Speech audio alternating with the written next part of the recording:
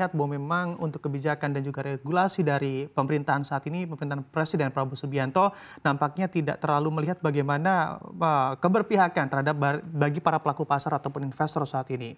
Kalau kita lihat begitu, apakah memang dalam regulasi dan juga kebijakannya salah satu Danantara ini membuat investor juga justru menjadi khawatir akan adanya Danantara ini, Bu Lisa, atau Anda melihat point of view lain? Sebenarnya view masyarakat Indonesia itu kan melihat Danantara adalah sesuatu entity yang lagi dicoba. Ya, kita mencoba menyontek Temasek Singapura gitu ya kasarnya ya. Ya, again, Indonesia itu kan relatively masih young. Ya kan, kita tuh we are emerging market, we are not Singapore. Ya kan? Is it too early untuk mengadakan entity seperti ini gitu dengan profesional by all means they're all very strong good people ya. Kemarin saya juga sudah lihat susunan pengurusnya juga they're all top people basically, but again this entity yang dibentuk it's supposed to be an efficient entity ya, dimana efisien itu dalam hal producing revenue maupun managing their OPEX. Ujung-ujungnya Danantara ini memang dipush oleh negara untuk bisa generate profit, right? Jadi, again, we are emerging market. We are not as sophisticated as Singapore as of yet, tapi dibentuklah Danantara ini. Makanya di situ adalah celah di mana para pelaku pasar juga melihat atau men-scrutinize kenapa harus dilakukan saat ini. Oke, baik. Memang harapannya begitu ya, dari adanya Danantara ini akan membuat lebih semarak pergerakan salah satunya bursa kita yaitu indeks harga saham gabungan. Apakah Anda juga melihat dengan adanya Danantara ini membuat begitu indeks harga saham gabungan kita lebih bergairah ke depannya, Bu Lisa? It's not as simple as that sih. Jadi bagaimana caranya bursa kita bisa lebih bergairah? It's very simple. Inflow. Bagaimana caranya kita bisa menarik institusi ataupun asing untuk berinvestasi di bursa atau capital market Indonesia.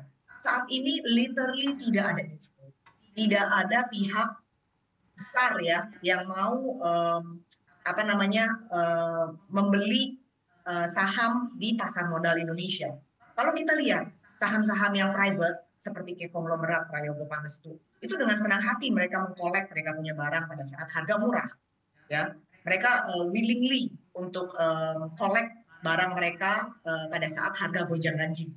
Sedangkan kalau kita lihat sektor bank maupun BUMN terutama, tidak ada yang sempat.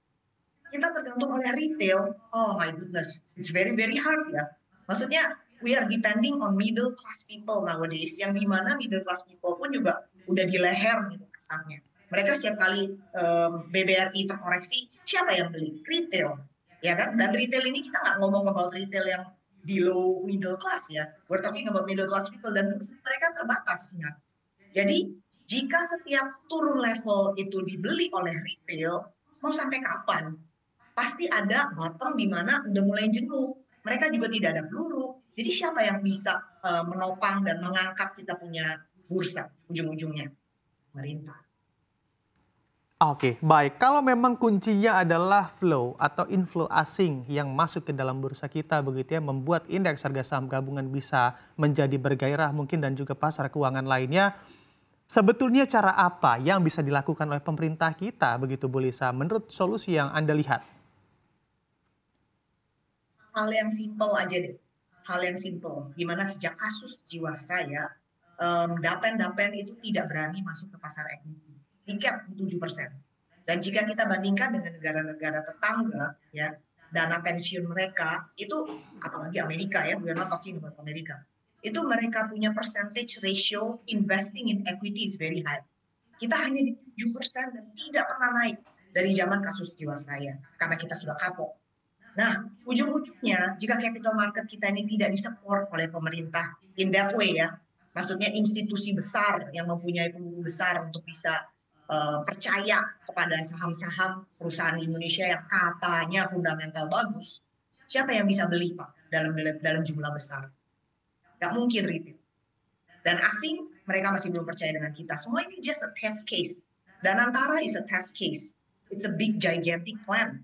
Tapi kan rencananya target is a target persediaan, tapi apakah eksekusi bisa jalan? Karena semuanya butuh biaya.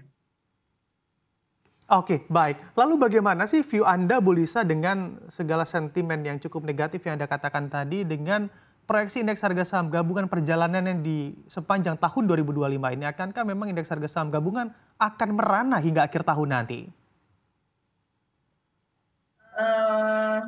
Kita nggak usah panjang-panjang sampai akhir tahun deh ya. Mungkin sekarang sudah masanya mau mendekati Lebaran dan orang-orang pun juga sudah fokus ke spending time sama family dan fokusin sama libur ya, apalagi 3 hari ke depan. Saya rasa sampai first half 2025 it's going to be challenging. Again, orang pasti melihat tentang oke, presiden menetapkan target segini, langkah apa yang diambil. Dan antara is a big thing. Apa dan antara yang akan dilakukan oleh mereka gitu? Apakah mereka akan langsung jump into investing project-project yang jujur bicara itu tidak support kita punya capital market. The easiest way untuk support kita punya bursa atau capital market adalah flow. Jadi jika memang negara ini mau menyelamatkan kita punya bursa atau capital market, simply just invest. Jadi kalau memang valuasi kita punya perbankan atau teknologi, telkom, pegas dan lain sebagainya itu very cheap, ya harus disupport oleh pemerintah yang mempunyai dana saat